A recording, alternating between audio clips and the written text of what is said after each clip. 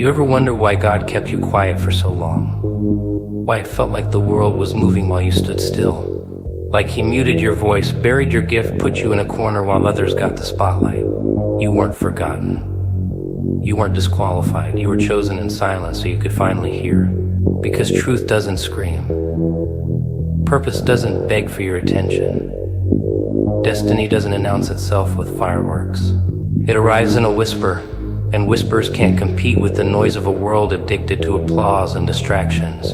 So God did something counterintuitive. He took you out of the noise, not to punish you, but to prepare you. To strip away what was loud but hollow. To quiet the chaos so the real signal could come through. See, when you're surrounded by noise long enough, you start mistaking echoes for direction. Everyone's opinion, every trend, every validation becomes your compass. And then you lose track of the only voice that ever mattered, his. So God silenced the stadium and shut down the distractions, and yes, at first it felt like abandonment, but it wasn't. It was surgery. Spiritual surgery. He was cutting away the disease of needing to be seen, the infection of comparison, the cancer of performance. He was pulling you out of the crowd to bring you back to clarity. Because let's be real. How can you carry a truth if you've never had time to sit with it? How can you walk in purpose if you've never even heard it clearly defined? You were trained in silence so the signal could come through without static. And what's the first thing you heard in that silence? Pain. Loneliness, doubt. All the noise you carried on the inside, screaming in the absence of distraction. And that was necessary. You had to confront the version of yourself that was built by survival. You had to sit in the stillness long enough to realize how much of your life had been a reaction, not a revelation. God doesn't speak to the mask you wear in public. He waits for it to fall. And when it finally does, when you sit in the mirror and don't recognize who you are, without applause, or the hustle, or the persona, you're finally ready. That's when he leans in and says, now that we've cleared the noise, let me remind you who you really are. Because silence isn't just the absence of sound. It's the presence of truth. It's where illusions go to die. And if you're willing to stay in that stillness long enough, something shifts. You stop begging for validation and you start receiving revelation. You stop asking, why me? And start realizing it had to be me. You start seeing that the silence wasn't an interruption, it was an invitation. An invitation to intimacy. An invitation to understanding. An invitation to power. There are things God can only reveal when the world gets quiet. Things about your calling, your identity, your legacy. And he trusted you enough to isolate you, not to break you, but to build a version of you that isn't addicted to noise. That's a gift, not a punishment. Because the world is filled with people who look confident in public and are crumbling in private. God didn't want that for you. He didn't want to raise another echo. He wanted to release an original. And yes, you were never built to blend in. That's why he had to silence everything familiar. Because what's familiar isn't always faithful. Sometimes it's just comfortable. But comfort never changes the world. And God didn't call you to comfort, he called you to impact. And that impact starts not when you speak, but when you hear. Clearly. Finally. So the silence wasn't wasted time. It was the classroom. The boot camp. The sacred space where noise was. Stripped and truth was downloaded. And now that the noise is gone, now that the voice is clear, now that the calling is undeniable, time to stop shrinking. Time to stop apologizing for being different. Time to speak what you've heard, walk in what you've received, and become what you were always meant to be. You know what people rarely talk about? The cost of clarity. Everybody wants revelation. Everyone prays for purpose, but what they don't tell you is that once God starts revealing who you really are, you can't go back to who you used to be. That old life, it becomes unlivable. That false identity. It begins to itch like a skin that no longer fits. The moment God shows you truth, it disrupts everything that was built on the lie. And this is where the real war begins, not on the outside, but inside your mind. Because knowing the truth isn't the same as walking in it. There's a lag, a delay between revelation and embodiment. God shows you glimpses of who you are, strong, chosen, called, and you nod, maybe even cry, but then you still have to wake up and deal with the inner chaos that doesn't yet believe it. The process of revelation forces a confrontation. You're no longer just dealing with the world, you're dealing with you. The part of you that still doubts. The voice in your head that says, "Are you sure God really said that? Are you sure he meant you?" That voice is a master of manipulation. And it's not always demonic. Sometimes it's just a well-fed echo from the past. A parent who never affirmed you. A community that misunderstood you. A system that only rewarded performance and punished difference. These layers form your mental architecture. And once truth enters, it has to break down everything that was built on fear. God's revelation always demands demolition before construction. That's why it hurts. That's why it feels like you're falling apart.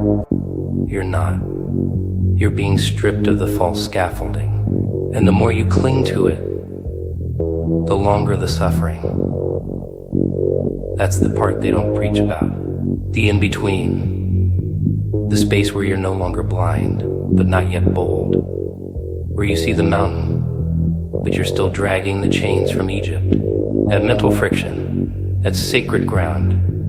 Because in that space, God's not trying to fix the version of you that played his squite. He's trying to kill it. The you that needed to be liked. The you that performed for love. The you that stayed silent to keep the peace. The you that apologized for shining. He's not trying to heal that version, he's trying to bury it. So you can rise, but rising requires grief. You have to mourn the you that won't survive the truth. And most people aren't ready for that. So they run back to comfort, back to the crowd, back to the persona that never challenged them. But you're different. You're still here, listening, searching, wrestling. That's how I know God is still working on you.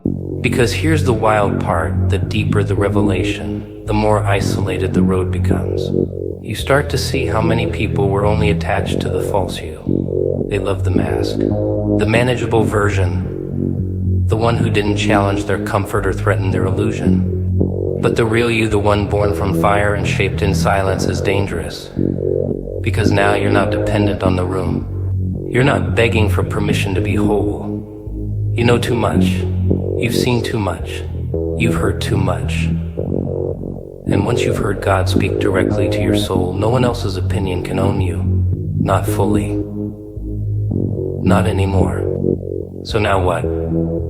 You're standing in that mental battlefield. The noise is gone. The clarity is here. But clarity isn't comfort, it's responsibility. You don't get to pretend you're lost anymore. You know. And knowing demands movement. Even if it's slow. Even if it's shaky. Even if no one claps. So take the step.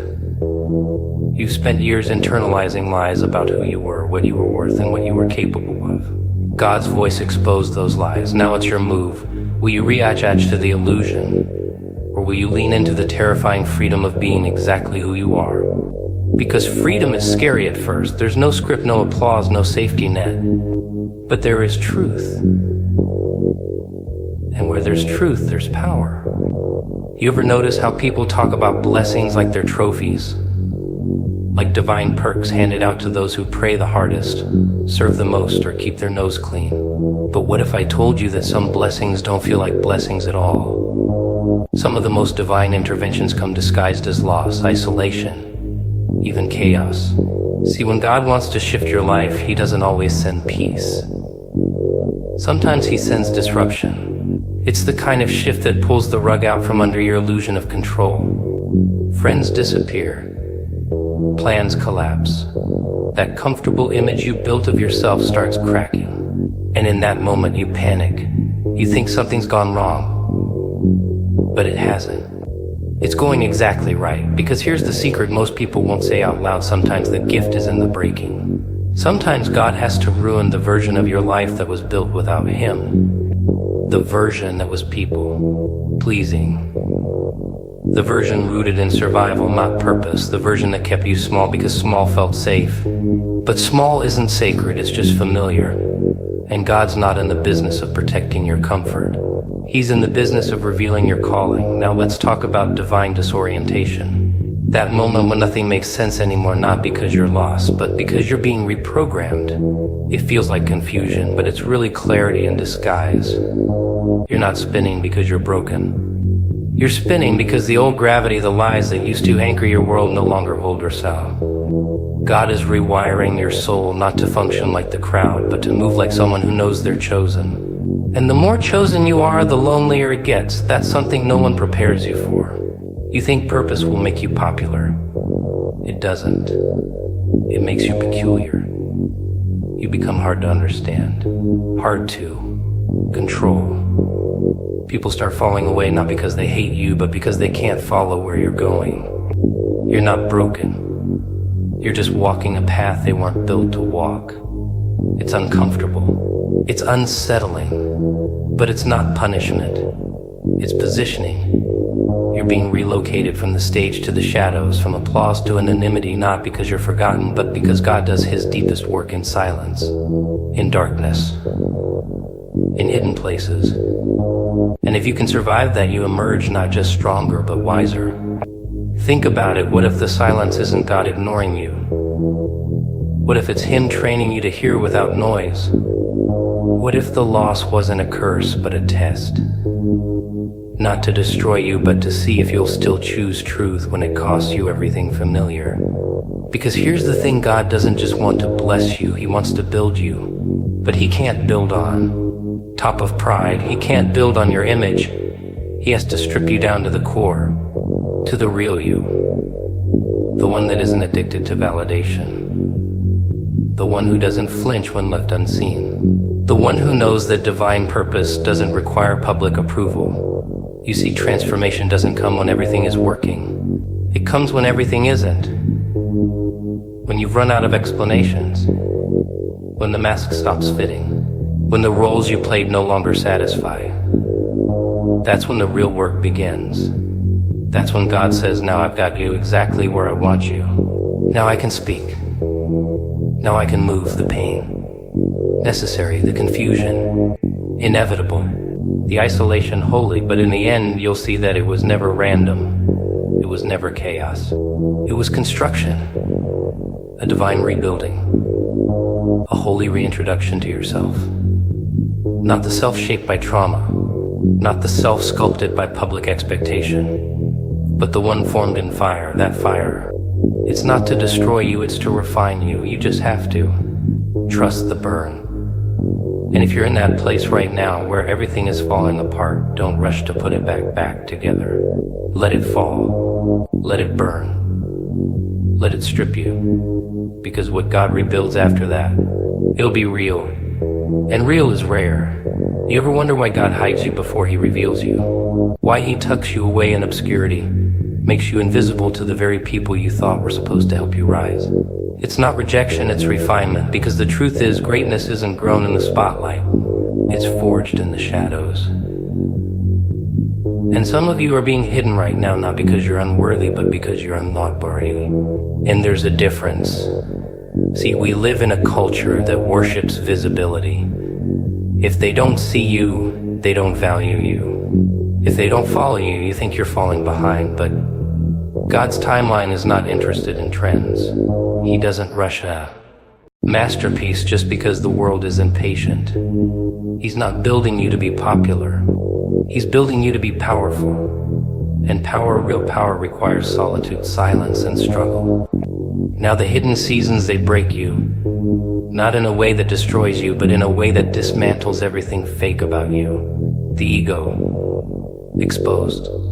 The pride, starved. The dependency on applause, eliminated. God isn't in the business of showcasing fragile souls. So before he hands you influence, he takes you into his slate. He strips you of your masks. He detaches you from the crowd. And he says, now let's see who you really are when no one's looking. You learn quickly that the gift of being unseen is the gift of being honest. Honest with your doubts. Honest with your wounds. Honest with your faith or lack of it.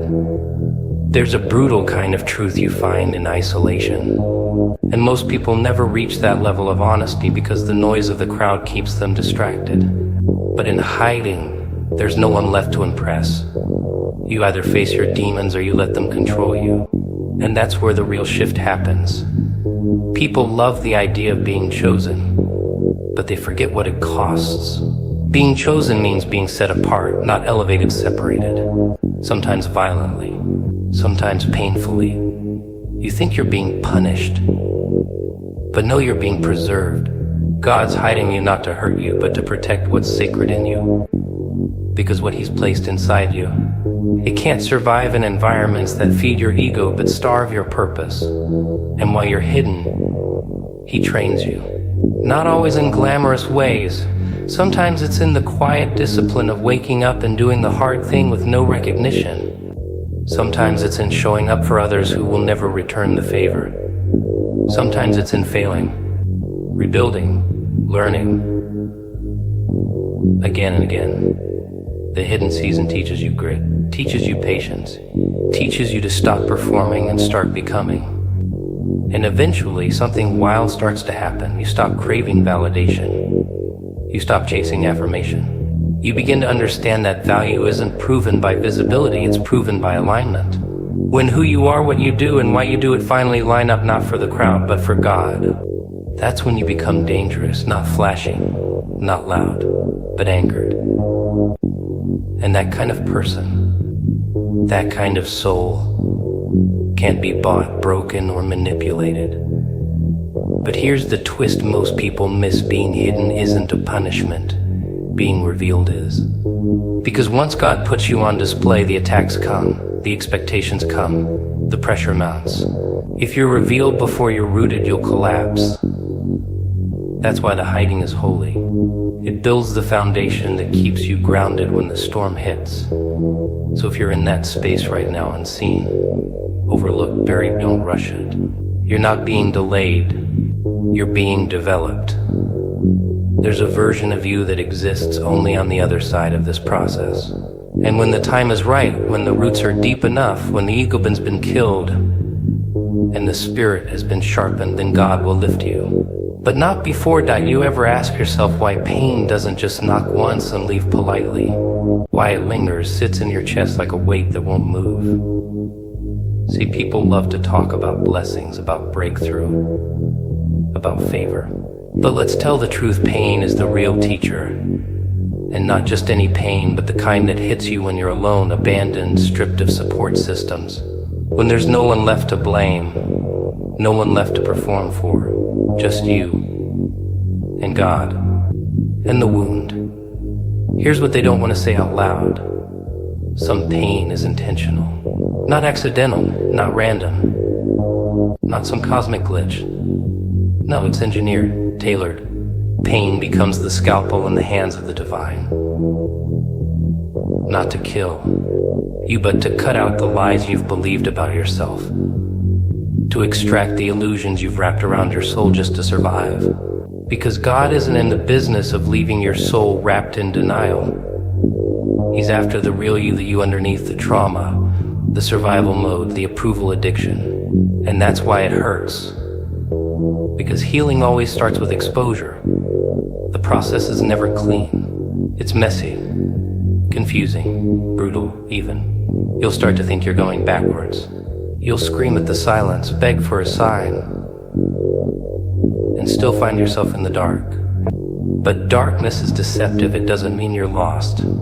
Sometimes it means you're being planted. It's in the darkness that roots grow. And God wants you rooted, not restless. He doesn't just want you healed enough to function. He wants you whole enough to lead, to carry weight, to stop bleeding on people who didn't cut you. That kind of transformation doesn't come through comfort. It comes through confrontation with yourself. The wound has a voice, you know, and if you don't confront it, it will speak louder than your calling. It'll sabotage relationships, distort your vision, warp your sense of worth. So God lets the pain speak.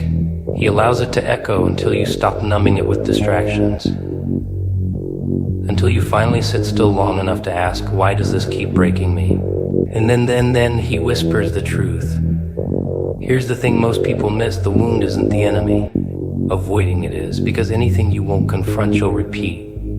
You'll keep attracting the same betrayal in different bodies, the same rejection in different jobs, until you stop seeing the pain as punishment and instead start recognizing it as a mirror. God doesn't expose the wound to shame you. He does it to save you, because you can't build a life on buried trauma. You'll decorate your cage and call it peace, but deep down you'll still be stuck. So when God,